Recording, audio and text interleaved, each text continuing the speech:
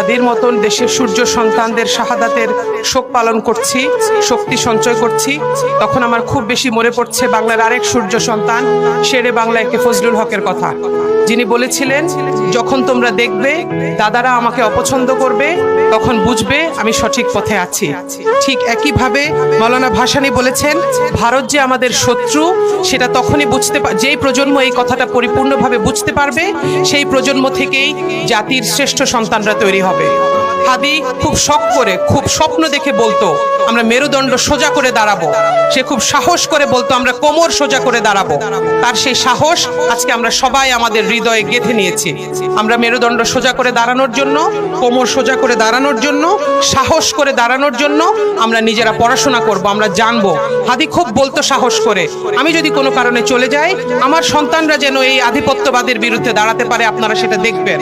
তারাও যদি চলে যায় তাদের সন্তানরা যেন আধিপত্যবাদের বিরুদ্ধে দাঁড়াতে পারে, আপনারা সেভাবে সেই সন্তানদেরকে তৈরি করবেন। হাদি খুব সাহস করে বলতো, ওরা যদি আমাদেরকে মাইনরিটি কার্ড দিয়ে ভয় দেখায়, আমরাও তাহলে ওদেরকে মনে করিয়ে দিব যে তোমাদের কুকিচিনের মেয়েদের সাথে তোমরা যেটা করো সেটা আমরা জানি। ওরা যদি আমাদের করিডোর নিয়ে ভয় দেখায়, আমাদের ট্রানজিট নিয়ে ভয় দেখায়, ওরা যদি আমাদের হিল ট্র্যাক্স নিয়ে ভয় দেখায়, আমরাও বলবো আমরাও তোমাদের চিকেন নেক চিনে নিয়েছি।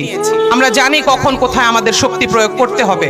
একটি স্বাধীন সার্বভৌম রাষ্ট্র হিসেবে আমাদের সুন্দরবনে যখন ওরা রামপাল বিদ্যুৎ কেন্দ্র স্থাপন করে, তখন আমরা প্রতিবাদ করার ভাষা খুঁজে পাই না, আমরা তখন চুপ করে থাকি। এই আধিপত্যবাদের বিরুদ্ধে কথা বলার জন্যই হাদিদের জন্ম। আমরাও সেভাবে কথা বলবো ইনশাআল্লাহ। ইনশাআল্লাহ আমাদের সন্তানেরা যেহেতু জেগে উঠেছে, আমরাও সাহসী হয়েছি ওদের স্বপ্নে, ওদের সাহসে আমরা এই ন্যারেটিভ বদলে দিব ইনশাআল্লাহ। আমরা সবাই সচেতন হব। আমরা সবাই আরেকটা হায়দ্রাবাদ হতে চাই না, আমরা সবাই আমাদের বাংলাদেশকে আরেকটা সিকিম হিসেবে দেখতে চাই না। আমরা আমাদের দেশের স্বাধীনতা, সার্বভৌমত্ব ধরে রাখার জন্য জীবন দেওয়া থেকে শুরু করে সমস্ত আন্দোলনে আমরা রাজপথে থাকব। আপনারা সবাই আমাদের হাদির জন্য দোয়া করবেন। এই বলে আমি আমার বক্তব্য শেষ করছি। আসসালামু আলাইকুম।